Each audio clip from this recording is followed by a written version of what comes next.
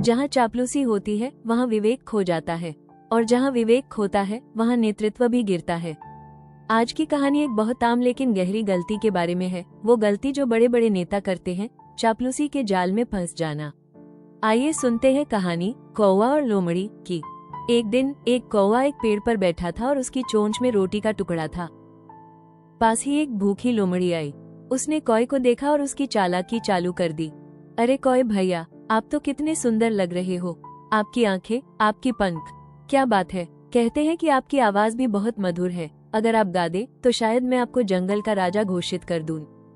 कौवा खुश हो गया। उसने गाना शुरू किया, कांव कांव। रोटी का टुकड़ा नीचे गिरा और लोमड़ी उसे लेकर चली गई।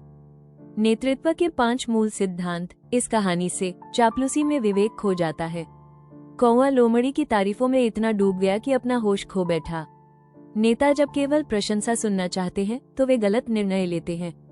सीख, सच्चा नेता वो है जो सत्य सुनने की क्षमता रखता है, सिर्फ प्रशंसा नहीं। भावनाओं से नहीं, विवेक से निर्णय ले। लोमड़ी ने कौवे की भावनाओं को भड़काया और वही उसकी कमजोरी बनी।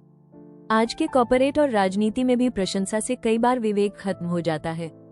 सीख, एक लीडर को भावनात्मक सूझबूझ, इमोशनल इंटेलिजेंस का अभ्यास करना चाहिए।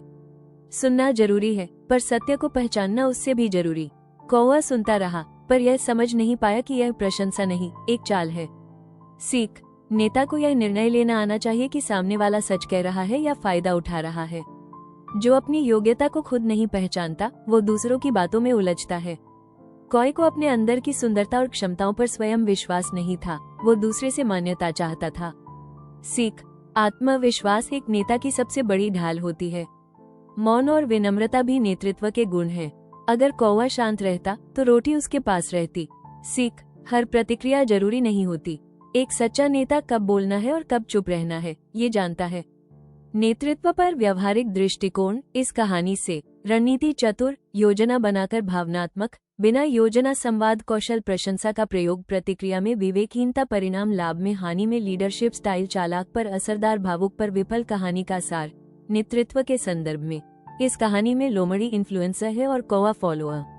कौवा का निर्णय उसके ईगो और चापलूसी की भूख से प्रेरित था, न कि तार्किक सोच से। इसीलिए कहा जाता है, सुनो सबकी, पर करो अपने विवेक से। क्या आप भी कभी ऐसे लोगों के जाल में फंसे हैं जो आपकी तारीफ सिर्फ अपने फायदे के लिए करते हैं? अगर हाँ, तो इस कहानी को अपने जीवन में उतारिए। नेता वही होता है जो हर आवाज को सुनता है, पर निर्णय अपने विवेक से करता है। Reinvent yourself and conceal the leader with in. Panchatantra केवल बच्चों की कहानियां नहीं, यह आपके भीतर के नेतृत्व को जगाने वाला ग्रंथ है। दोस्तों, उम्मीद है आपको यह वीडियो पसंद आया होगा। कृपया लाइक, कमेंट, शेयर जरूर कीजिए और सब्सक्राइब करना मत भूलिएगा।